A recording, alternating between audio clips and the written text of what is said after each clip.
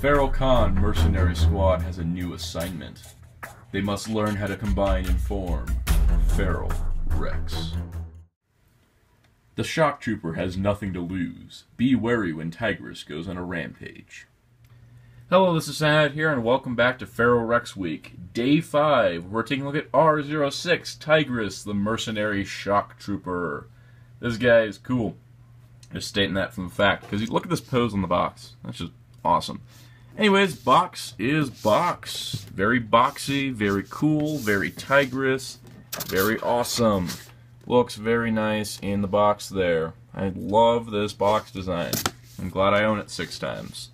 Of course, we have the instruction comic book, as well as the trading card here, which is cast in glorious plastic. See there, Shock Trooper. And his stats. His highest stats are courage and firepower, so that works. Really, really cool. Let's move on to Tigris himself. Here is Tigris in his tiger mode. Clever name, guys, clever name. Anyways, he's a neat little tiger. He is a lot smaller than Leodux. He is more akin to the size of Talon without his wings. So there's that. And as you can see, he looks really, really nice. Nice orange and red combination. Looks really good. Now, the thing with this guy is that his tiger mode is a little small, but it is quite articulate. It's very much similar to the way Leodux's lion mode is articulated. He's got a ball joint neck here. He's got the opening mouth. You can also move this up, but then robot face, so you don't want to do that. Shoulders here, outward. Several joints here. Little paw joint there. The ball jointed hips back here. Legs, ball joints, tail. Tail bends in 2 places, which is pretty neat. So, that's pretty much his articulation. Very much Leodux's, but he has this additional joint here, which means you can kind of rear up, or you can flip it around and have him pouncing down, which is pretty nice. He is quite nice in his tiger mode. I think he has a lot of expressiveness to him. Now, this guy does a whole lot of stuff in beast mode. First of all, weapon storage. He's got a couple swords that can be plugged on here, which looks really good. And then he has a couple guns. They can also be plugged on here, or you can try plugging them back here, but there's nearly not enough clearance. Where else are they supposed to go? Yeah, there's only really 2 pegs. So what ends up happening is the sliding joint up here, that's where I just stick the guns. Because the gun handles can fit in here. But yeah, it's kind of a problematic thing of, outside of just slotting in guns at the top, there's not enough pegs on him. Like I said, there's a peg back here, but it can't be reached without modifying the toy, which we don't want to do. So, there is that. Now, like I always like to do, size-wise, here he is next to First Aid. And you can see that, he's half the size of a Deluxe, so he is scaled well with other Predacons, which is pretty neat. And that's pretty much all there is to his Tiger mode by himself. But there is a bit of cross-compatibility. But in a strange twist of fate, he shares some parts with Talon, which means that if you wish, and this is completely optional, and this is a total optional thing, you can flip this joint around, you can flip his legs around like this, and his head, and you can plug Talon's wings right onto the back of him. So now we have a flying tiger, or, kind of akin to the Black Lion from Voltron. But you do have a flying tiger now, which is honestly pretty sweet. I think that is a great, great thing. So, there is that option. You can do this with Saber as well, and you can do it with Tigris in robot mode, which I might just show off. So, yeah, wings. You can add wings. Let's go ahead and transform Tigris into robot mode.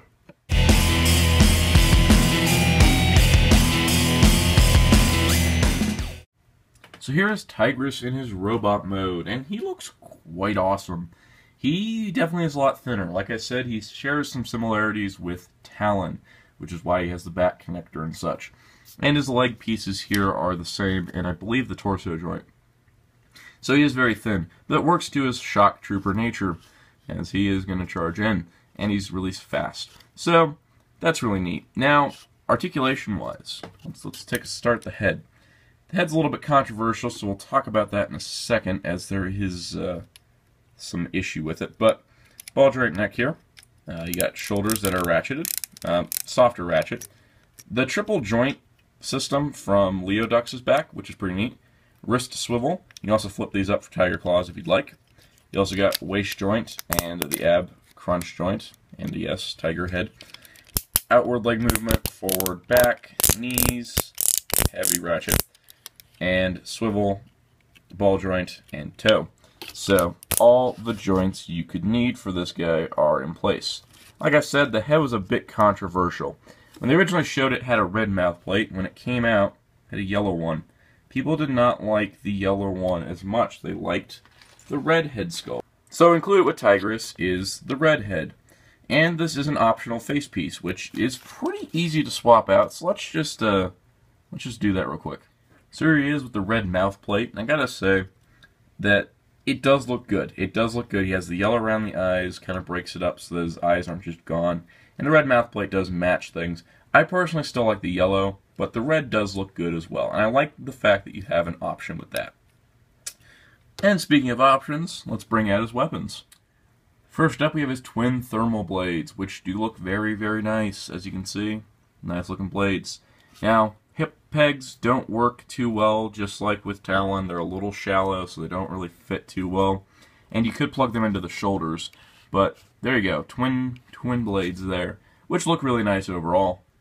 You also get twin lightning rifles, which look super cool. They really fit this guy well. And you can have the swords here on the hips if you'd like, if you can get them in, or on the shoulders as kind of backup weapons. But I really like displaying this guy with the guns, as it does fit him so much better than I think the swords do. The swords are a nice backup weapon, and yeah, they look good on the shoulders. But yeah, the twin guns look really, really neat. That's it for his main weapons, but he does have a little bit of a hidden feature.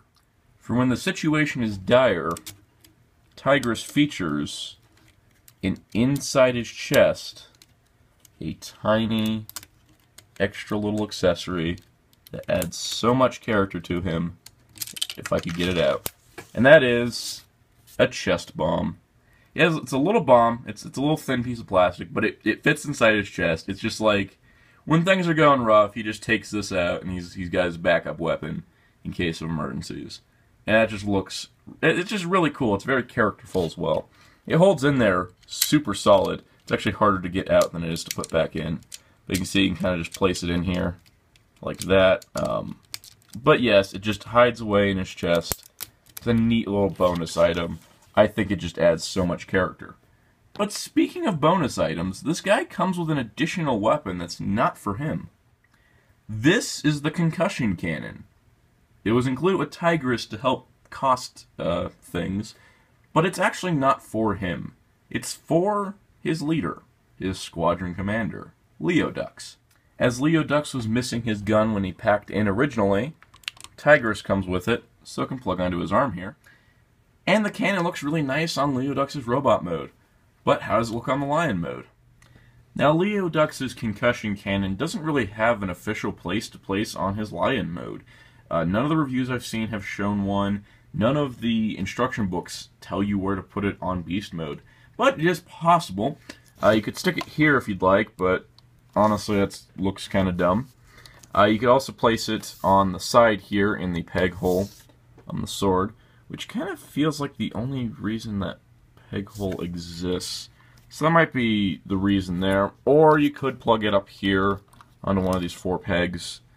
It is possible. I really wish it could like fit into the center slot, maybe with these tabs, but the peg there is kind of weird and does prevent that. So it is a little strange. It is off center no matter where you go, but it is a neat inclusion. I don't think there is really any other place you could put it on this guy. His pegs are pretty much filled up with his weapons that he comes with, so there is that. But it does look nice. It does fit him, and honestly, when I pulled this guy out for review, I had kind of forgotten the cannon came with Tigris and not Leodux himself. Thank you, instruction manuals, for reminding me that it didn't come with him. But that is the cannon.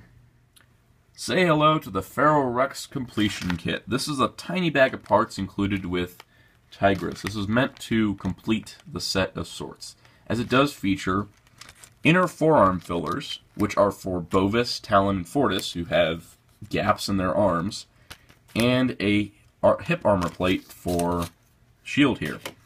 So let's open this up. Let's see what we got here. So inside this bag are a ton of little pieces. And I mean little pieces. First of all, this gold thing here plugs on to the shield. This covers up that awkward black space and fixes that issue quite well. The other parts here are little weapons. You got a triple-barreled cannon, a sword, and a double missile pod.